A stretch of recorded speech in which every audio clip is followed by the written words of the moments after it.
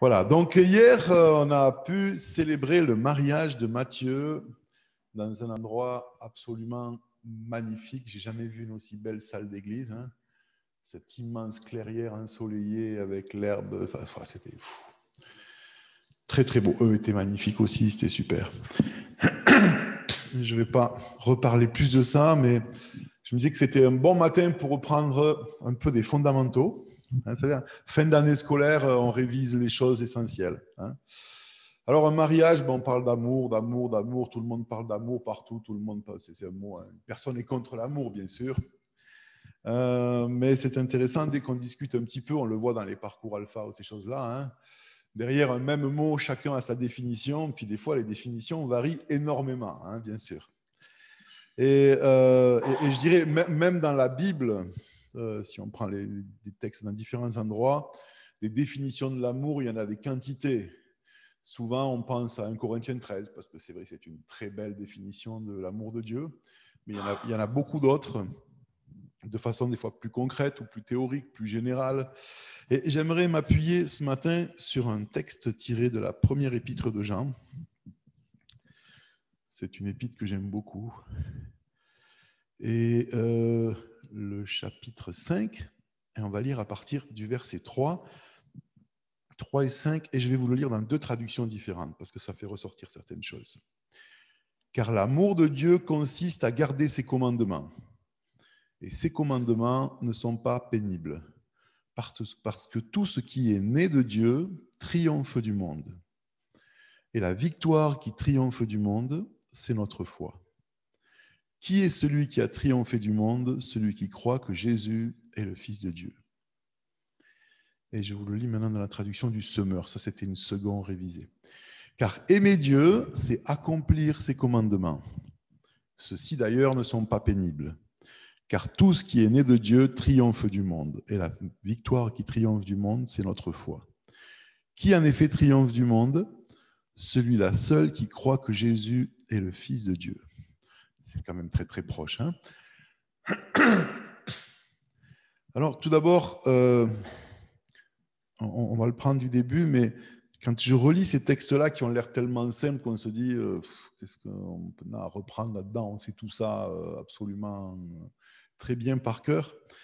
Et c'est souvent là que sont les pièges dans nos vies, c'est que les choses les plus simples et les plus essentielles et qu'on pense qu'on connaît, on passe, ce qu'on croit dessus, c'est vrai, mais on passe à côté de beaucoup d'autres choses parce qu'on a simplifié et réduit. L'amour de Dieu consiste à garder ses commandements. Et l'autre traduction dit accomplir ses commandements. Donc on voit que dans cette approche d'une définition de l'amour, comme j'ai dit, il y en a beaucoup et elles sont toutes complémentaires. L'apôtre Jean met en lien les choses concrètes qui se voient et l'amour qui ne se voit pas. Aimer Dieu, c'est accomplir ses commandements. Et là, bien sûr, il y a un premier piège à éviter. Je pense, ici, on le sait tous, mais c'est que ça ne veut pas dire faire des choses pour dire à Dieu qu'on l'aime. Accomplir, je pense que vous vous rappelez souvent, on a une très belle illustration de ce mot dans la technologie moderne. C'est comme lorsque vous téléchargez un fichier sur un ordinateur et qu'il vous dit exécuter le fichier. C'est ça, accomplir. C'est-à-dire que vous avez quelque chose qui contient un programme actif, intelligent et qui va faire quelque chose, mais vous devez lui dire oui, je veux qu'il se mette en route. Accomplir les commandements de Dieu, et ça va avec le reste du texte. Donc, c'est pas dire à Dieu, bon, tu dis qu'il faut être gentil, je vais être gentil, quand je serai gentil, je reviendrai te voir. Non, ça si c'était aussi simple, voilà. Mais ça veut dire qu'on doit être conscient que la volonté de Dieu existe, qu'elle est réelle, que la vérité existe en dehors de nous, mais qu'elle est réelle. Nous, on doit la rejoindre. Et pour ça, on a besoin d'exécuter ces commandements. C'est-à-dire que lorsque ces pensées nous sont communiquées, on va lui dire « Oui, je suis d'accord pour ouvrir ce fichier. Oui, je veux que tu travailles dans ma vie la patience. Oui, je veux que tu luttes dans ma vie contre la jalousie. Oui, je veux que tu m'aides à être moins paresseux. Oui, je veux que tu m'aides à être plus ci ou plus ça. » Mais c'est très proche de dire « je vais le faire », mais c'est très différent. Voilà, juste Parce que, en fait, la pensée de Dieu, la parole de Dieu qui nous est révélée au travers des Écritures, mais c'est la pensée de Dieu qui est esprit, elle contient en elle le pouvoir de faire les choses. Ce que la loi voulait montrer dans l'Ancien Testament, c'est que la loi nous décrivait la sainteté de Dieu. C'est pour ça que la loi, elle est bonne, elle est parfaite. Tout ce qui est décrit comme l'idéal de sainteté, de perfection dans l'Ancien Testament, c'est très beau. C'est l'expression de la sainteté de Dieu.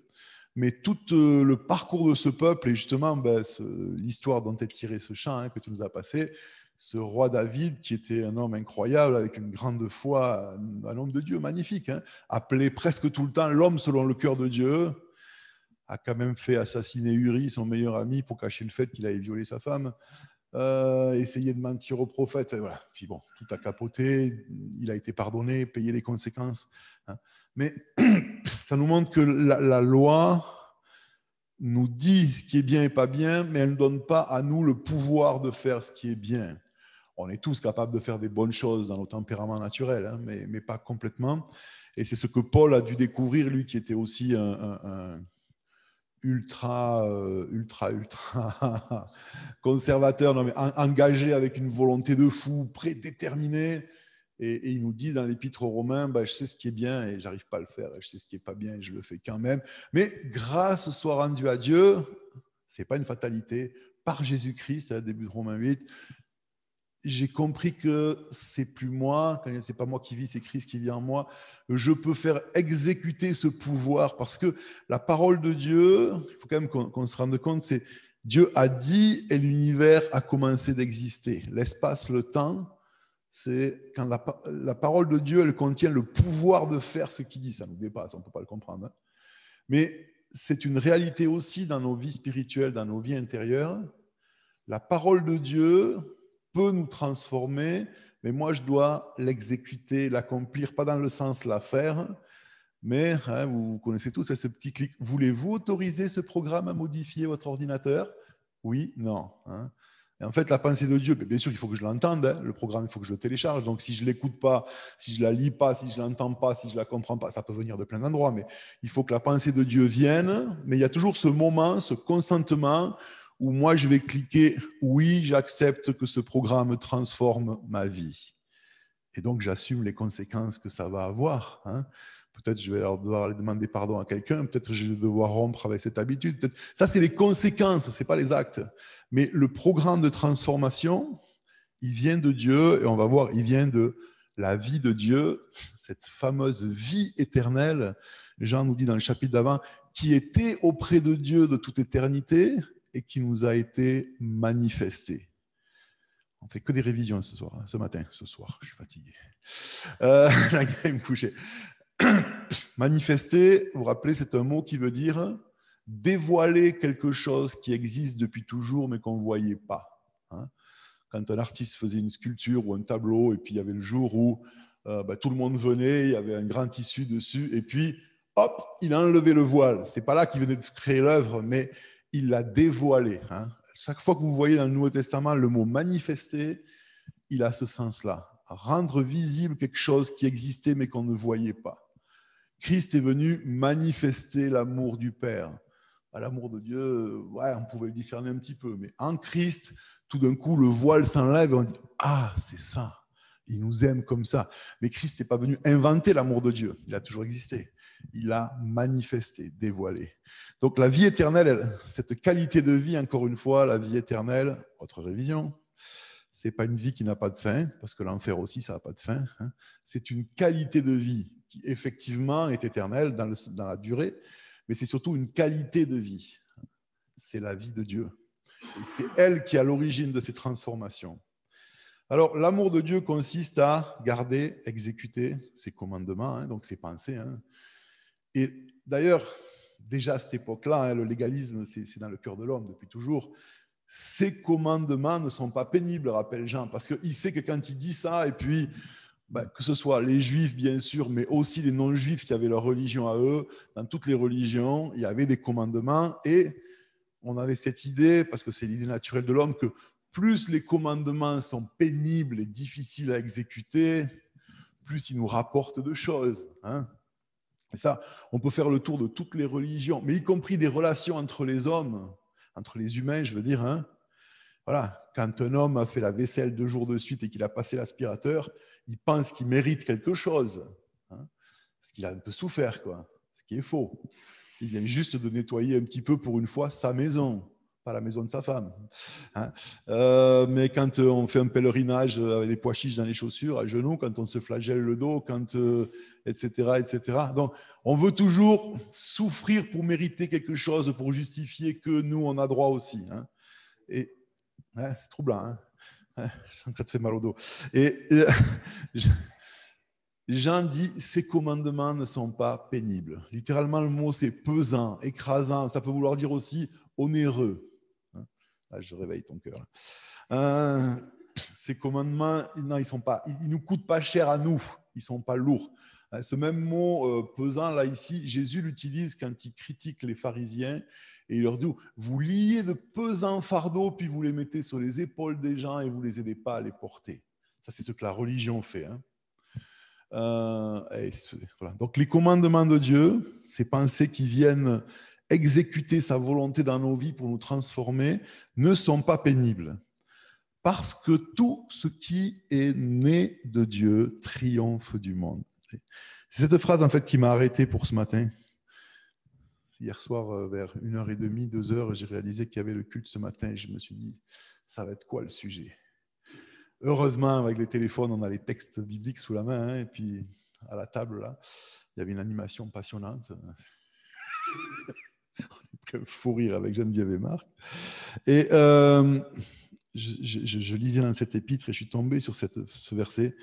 Tout ce qui est né de Dieu triomphe du monde. Et c'est une phrase qui me fait un bien incroyable, je la trouve fantastique parce c'est comme une semence dans laquelle il y a tout l'évangile. Tout ce qui est né de Dieu triomphe du monde. Le verbe naître ici est dans un temps qu'on n'a pas dans notre grammaire française, parce que ce n'est pas un temps qui nous dit si l'action elle était hier, aujourd'hui ou demain, mais c'est un temps qui nous parle de la qualité de l'action, et c'est ce qu'on appelle le parfait. C'est le même temps que Jésus utilise lorsqu'il est sur la croix et qui dit « tout est accompli ». C'est une action qui se passe à un moment et dont les conséquences sont éternelles. Hein. Et là, on dit tout ce qui est né de Dieu, une fois, triomphe du monde. Voilà. Et après, on va réviser d'autres choses, mais on ne peut pas toujours faire ça, mais cette phrase-là nous permet de la prendre à l'envers, et c'est vrai. Tout ce qui n'est pas né de Dieu ne peut pas triompher du monde. On ne peut pas toujours retourner les phrases comme ça, hein. Des fois, ce n'est pas vrai. Mais là, dans ce cas-là, en accord avec le reste de l'Écriture, on peut le dire. Tout ce qui est né de Dieu triomphe du monde. Tout ce qui n'est pas né de Dieu ne peut pas triompher du monde.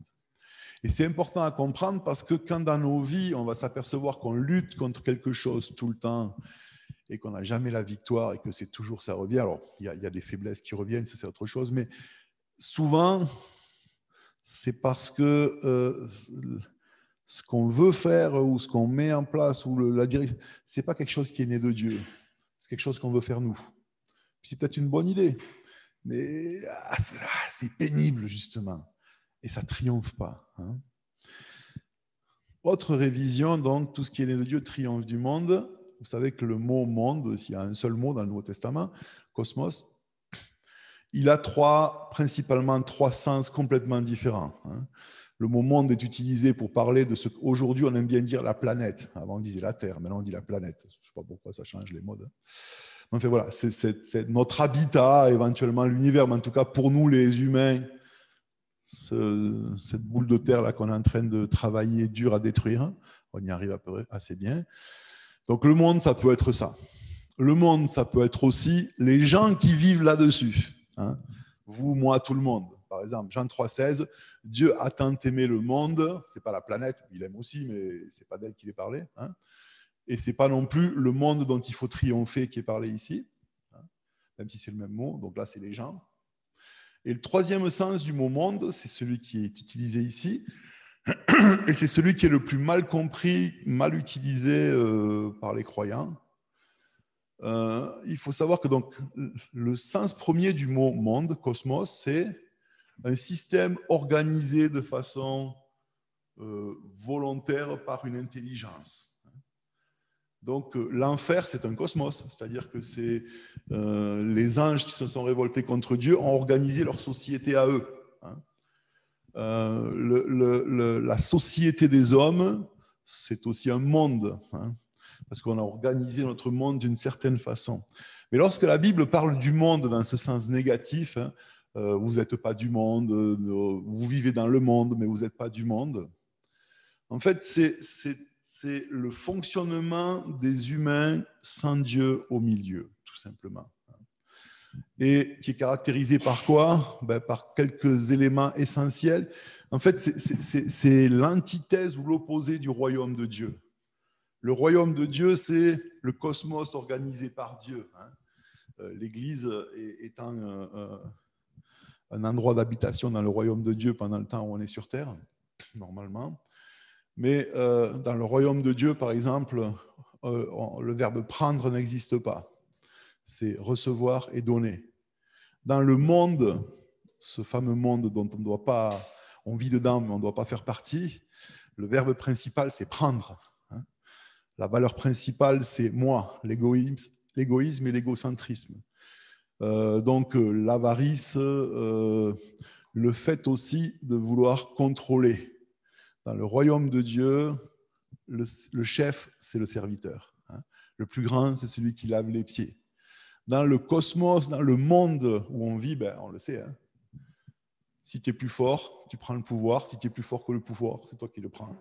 Et pour être fort, il faut être riche. Alors, on veut être riche pour être fort, pour contrôler les autres, pour commander. Et ça s'applique dans les familles où il y a quelqu'un qui peut tyranniser les autres. Ça peut s'appliquer dans le lieu de travail.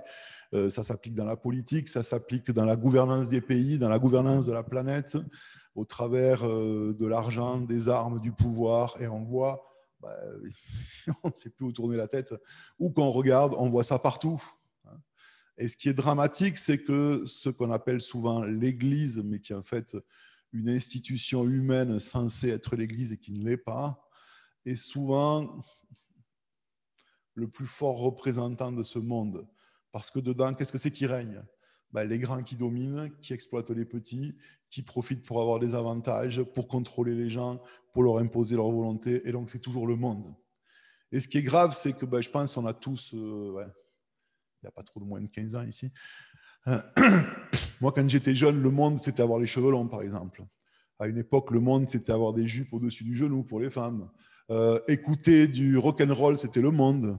À l'époque de Spurgeon, jouer de l'orgue dans l'église, c'était le monde. À une époque, c'était fumer des cigarettes. Aller au cinéma, c'était le monde. Aller au restaurant. Enfin, chaque époque a son truc. Mais ces choses-là, ce n'est pas le monde.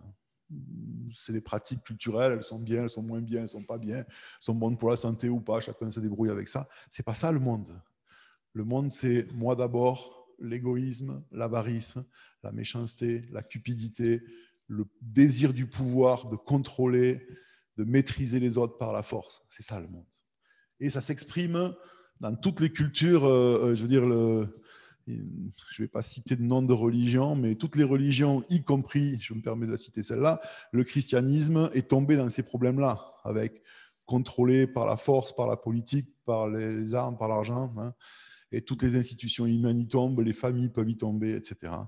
Et là, on a cette phrase qui nous dit « Tout ce qui est né de Dieu triomphe du monde », ce monde-là.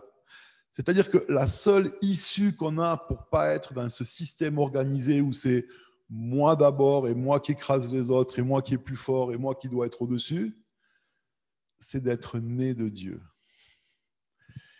Et c'est là où nous, les évangéliques, on a un petit souci. On a bien compris ça, alors ça c'est super, heureusement, c'est essentiel. Mais on l'a limité à une chose, puisque la seule chose qui était grave, c'était passer l'éternité en enfer. Un jour, on est né de nouveau, on se convertit, c'est pas très correct techniquement, mais c'est pas grave, c'est la même idée. Convertir, c'est faire le demi-tour, et puis Dieu nous... En fait, se convertir, c'est cliquer sur oui. J'accepte, c'est consentir, c'est la même chose avec d'autres mots. Et là, Dieu nous offre cette nouvelle naissance. Hein. Toujours dans Jean 3, Nicodème, qu'est-ce qu'il faut, comment on fait? Il te faut naître de nouveau. Et comment tu ne peux pas comprendre, mais voilà, il te faut naître de nouveau. Et nous, on pense que si quelqu'un croit que Jésus existe et qu'il est vraiment le Fils de Dieu, qu'il est mort, qu'il est ressuscité, et s'il fait la petite prière, est-ce que tu veux accepter Christ comme ton sauveur personnel? Il est né de nouveau, ce qui est vrai. Et puis c'est fait.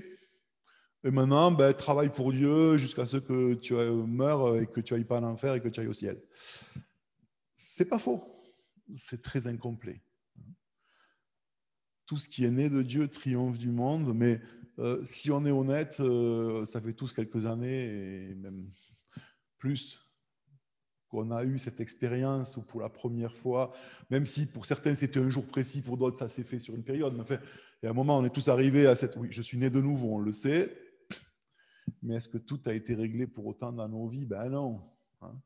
Est-ce qu'à partir de là, puisqu'on était né de Dieu, c'est fini? Je suis plus égoïste, je suis plus avare, je suis plus jaloux, je suis plus fainéant, je suis plus ci, je suis... Ben non. Donc je triomphe pas du monde, mais ça veut dire que la même chose que j'ai fait une première fois pour rencontrer Christ, ça doit se renouveler, on pourrait presque dire seconde après seconde dans nos vies. Je dois naître de nouveau dans tous les domaines de ma vie tout le temps. Parce qu'il n'y a que ce qui est né de Dieu qui triomphe du monde, et il n'y a que l'action de cette vie éternelle en moi qui contient le pouvoir de me transformer, qui peut me faire triompher du monde. Sinon, c'est moi qui le fais, et ces commandements sont pénibles. Et quand les commandements sont pénibles, soit j'ai un tempérament comme était Paul avant sa conversion, ou comme, je ne dirais pas son nom, mais une chère dame qu'on connaît dans notre église, hein, qui maintenant prend de l'âge et qui découvre que même quand on veut, des fois, on ne peut pas. Hein. Mais il y a des gens qui ont des tempéraments, je ne sais pas en quoi ils sont faits, quoi. C'est même pas de l'acier forgé, quoi. Quand on veut, on peut. Ils y arrivent. Mais la plupart des gens normaux, ils n'y arrivent pas. Parce que ces commandements sont pénibles. Mais tout ce qui est né de Dieu triomphe du monde. Et c'est intéressant parce que tout le reste de la phrase, là, ce qui est né de Dieu triomphe du monde, mais après, la victoire qui triomphe du monde, c'est notre foi. Là. Tout le reste, ce n'est pas au parfait, c'est au présent. Et le présent, dans le grec, mais comme en français, ça c'est pareil, c'est une ligne faite de points. Enfin, une ligne, c'est toujours fait de points d'ailleurs. Hein. Un point à côté d'un point, à côté d'un point, ça fait une ligne. Hein. Ça veut dire que c'est quelque chose qui, juste là, même si le présent est insaisissable, puisque le temps que je dise le mot présent, il est dans le passé, mais à chaque point de la ligne du temps, je dois m'approprier par la foi et consentir à ce que la volonté de Dieu soit exécutée. Parce que Jean continue et dit, tout ce qui est de Dieu triomphe du monde, et la victoire qui triomphe du monde, c'est notre foi. Et là, on peut s'imaginer que il faut toujours continuer de croire que Jésus est le Fils de Dieu, parce que sinon, je ne vais pas triompher, quoi. Mais ce n'est pas cette connaissance-là, j'allais dire, historique du fait que Jésus a existé, qu'il était le Fils de Dieu, qu'il est mort et qu'il est ressuscité. Évidemment que ça, c'est un préalable indispensable, mais ça ne suffit pas. C'est que la foi, hein, c'est le mot foi, c'est une confiance forte, solide, enracinée, vivante, qui se construit toujours plus. C'est que pour pouvoir vivre de cette vie éternelle, à chaque petit point de la ligne de mon présent, je dois sans arrêt nourrir et être conscient que j'ai besoin de Christ et je peux lui faire confiance. Et il y a cette relation toujours plus forte qui va se vivre seconde après seconde. On a des moments d'inconscience, hein, mais il est toujours là, lui. Et c'est ce qui fait que si je vis dans cette connexion, point par point, par point, par point, seconde après seconde, ça fait des minutes, ça fait des heures, ça fait des jours, que je triomphe du monde. Parce que quand je vis comme ça, je vis une vie qui est que des choses qui sont nées de Dieu. Je me lève et j'ai cette pensée qui est là parce que cette personne a été désagréable avec moi et je commence à partir et c'est toujours pareil avec lui, avec elle, là j'ai tout essayé, il me fait toujours ci, il me fait toujours ça et ça, ça va bouffer ma vie et là soit je me dis bon, il faut plus que je pense comme ça, ouais, mais pensées, elles sont là. Ou alors je dis à Christ, oh, je veux te faire confiance pour ça. Tu vois, là-dedans, j'arrive pas à l'assumer, j'arrive pas à l'apprécier, je ne peux pas lui pardonner, je ne peux plus lui faire comme ça. J'ai besoin de toi là. Je dois avoir foi en toi là, dans cette seconde, pour cette situation. Et ce qui est né de Dieu triomphe du monde. Mais si un quart d'heure après, je m'éloigne de cette confiance-là, c'est pas que Dieu ne fait plus rien, mais moi, je suis détaché de ça et je suis de nouveau vaincu par le monde, c'est-à-dire par mon égoïsme, par mon désir de contrôler, par mon désir de, etc. Et donc, ça nous ramène à quelque chose de très simple et très compliqué, comme l'est la liberté. C'est pour ça que les hommes aiment les lois. Parce que la loi, elle me dit ce qu'il faut faire, pas faire, je fais, puis ou je fais pas, mais quand je fais pas, je sais que je suis coupable, et puis c'est simple. La liberté, c'est moi qui dois à chaque moment dire je dois faire quoi. C'est fatigant des fois à force. Puis c'est très exigeant, parce que ça va plus loin qu'une loi. C'est ce que Jésus a révélé quand il dit vous avez entendu qu'il a été dit, mais moi je vous dis. On peut ne pas tromper sa femme. C'est plus compliqué de jamais en convoiter une autre dans ses pensées. On peut vivre sans tuer quelqu'un. La plupart de nous, on y arrive. Mais ne jamais avoir une mauvaise pensée méchante contre quelqu'un, c'est plus exigeant. C'était beaucoup plus simple de se contenter, je ne tue pas. Quand j'ai envie de le tuer, je vais cogner dans mon sac de sable et puis je reviens. Et je continue de penser, ouais, j'espère qu'il va crever, saleté. Là. Je dis non, c'est un assassin pareil. Ah zut. Non, je ne trompe pas ma femme, mais je passe des heures à les pensées tordues. Non, c'est pareil. Pas pareil dans la réalité, mais c'est aussi une mauvaise chose. Et puis, voilà, toutes ces choses-là. Et comment triompher de tout ça? Ce qui triomphe du monde, c'est notre foi. C'est-à-dire que seconde après seconde, je vais venir à lui, mais comme je suis. C'est pas je fais d'abord et je viens. Je suis là avec mes pensées de rancune, de haine, d'amertume, de découragement. Et je dis pas, alors je vais prier jusqu'à ce que je sois plus découragé et j'irai vers Dieu. Non, c'est je vais vers Dieu et je lui dis, je suis découragé, je suis là. Je t'en veux, je suis là. Je suis pas content avec ce que tu fais, je suis là. J'y arrive plus, mais je suis là. J'en peux plus, mais je suis là. C'est ça, vivre par la foi. C'est-à-dire que juste, je crois, j'arrive à croire, je m'accroche à cette confiance que Dieu me veut comme je suis maintenant tout le temps. C'est tellement simple et tellement difficile. Parce que quand on est arrivé, nous, à accomplir un commandement par nos biceps, aller voir Dieu et puis, Seigneur, ça va aujourd'hui, toi et moi, nous allons faire de grandes choses. Mais par contre, quand je me sens tellement nul, parce que ça fait 10 000 fois dans ma vie que je retombe dans la même chose et que je me dis, bon, je vais souffrir un petit peu pour qu'il me pardonne, je vais attendre, je ferme les yeux comme les enfants pour pas qu'ils me voient. Et puis 2 jours plus tard, j'ai essayé d'être à peu près correct. J'arrive doucement, j'allais dire la queue entre les jambes, et puis non, on dit, je veux que tu sois là tout le temps. Et c'est une chose d'ailleurs que David avait, à part cet épisode d'ailleurs, et c'est là qu'il dit, tant que je me taisais, mes os se consumaient. Parce que ce qui était magnifique avec David, c'est qu'il n'a pas fait que pas une bêtise, le crime horrible qu'il a fait quand il a tué. Il a eu d'autres erreurs dans sa vie. Mais dans toutes les autres circonstances, chaque fois qu'il faisait une erreur, il était très rapide pour dire à Dieu, oh, je me suis trompé, j'ai eu tort, j'ai péché. Et donc, il était pardonné, et puis ça allait très vite, quoi. Et là, il reste, on estime, entre 2 et 3 ans fâché avec Dieu. Il y avait de quoi, vu ce qu'il avait fait. Mais il ne veut pas aller, il veut pas, en fait, il veut pas homologuer son péché comme étant un péché. Il s'invente son truc. En fait, je suis roi, tous les rois font ça, c'est normal. Ce qui était vrai à l'époque.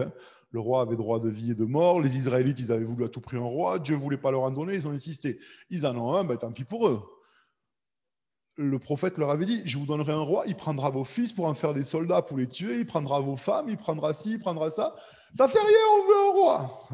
Ok, vous l'avez eu. Et David pouvait dire, voilà, ils ont voulu un roi, on les avait prévenus, j'ai fait ce que fait un roi, je prends la femme que je veux, j'envoie les gens se faire tuer s'ils veulent se faire tuer, et puis j'ai le droit. Et puis je suis le roi que Dieu a choisi. Et il est resté 2 ans et demi comme ça, ou 3 ans, le petit était né et tout, à rester là-dedans. Mais après, quand il écrit dans le psaume, il dit, tant que je me taisais, mes os se consumaient. C'est imagé, mais c'est vraiment, c'était le cancer de l'âme, quoi. Et puis là, il faut que Dieu utilise un acteur, hein. Enfin, un prophète qui vient raconter des histoires, comme quoi des fois raconter des histoires, ça peut être bien. Hein. Il y avait un homme qui, et là David, oh, je pense que c'était un peu l'ancêtre des Français, David. Lui, Pierre, cet homme-là mérite la mort. Bravo, c'est toi. Ah. Hein. Et là, il va voir Dieu, il reconnaît ce qu'il a fait et Dieu le pardonne. Alors, il y a les conséquences, il va les assumer, ça va être lourd pour sa famille. Hein. Mais pour lui, il va payer cher quand même. Pas cher, il va payer. Mais ce n'est pas une punition, ça, c'est les conséquences des actes, c'est normal, c'est comme ça. Et puis, il découvre de nouveau, voilà, Dieu m'a pardonné. Et Dieu, après ça, continue d'appeler David l'homme selon mon cœur. Ok, on efface cette partie de sa vie, on la met de côté, et puis on recolle comme on fait aujourd'hui. Hein. Quand je dis des bêtises, qui arrivent souvent, vous ne vous rendez pas compte, pour 1 heure de prédication, Marc, il a 4 heures de boulot derrière parce qu'il réécoute, il doit sortir toutes les bêtises que je dis. Puis il y a du boulot. Hein. Bah, Dieu, il fait ça avec nos vies. Sauf que je crois que pour lui, c'est plus simple la technique. Mais on coupe, on coupe, on coupe, on coupe, on coupe. Hein. C'est pour ça que certaines histoires de vie de gens qui sont nés de nouveau, bah, il y aura la couverture, le titre et puis une page. Tout le reste, ça a été coupé. Oui, ils iront au ciel pour l'éternité, ils ne vont pas l'enfer, mais il n'y a plus rien à raconter. Parce que la seule chose que Dieu enregistre et garde, c'est ces moments où on vit par la foi dans la conscience de la présence du Fils de Dieu qui nous a ouvert cet accès immérité mais illimité auprès du Père. Et c'est ça, vivre par la foi. Et c'est cette foi-là qui triomphe de ce monde, pas du fait d'aller au cinéma ou d'avoir les cheveux longs ou courts. J'aimerais tellement avoir les cheveux longs. Mais de plus être dans mon ego, dans mon renfermé en moi, dans tout ce qui est ce mauvais monde.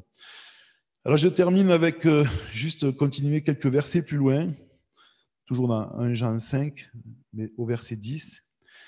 Car celui qui croit au Fils de Dieu a ce témoignage en lui-même, et celui qui ne croit pas Dieu le fait menteur, puisqu'il ne croit pas au témoignage que Dieu a rendu à son Fils. Et voici ce témoignage, c'est que Dieu nous a donné la vie éternelle et que cette vie est dans son Fils. Celui qui a le Fils a la vie, celui qui n'a pas le Fils de Dieu n'a pas la vie. Je vous ai écrit ces choses afin que vous sachiez que vous avez la vie éternelle, vous qui croyez au nom du Fils de Dieu. Et là aussi, oui, on sait tout ça, mais on doit se sortir de la tête que c'était juste pour le premier jour quand on a cru qu'il était réel et qu'il existait et qu'il nous avait pardonné.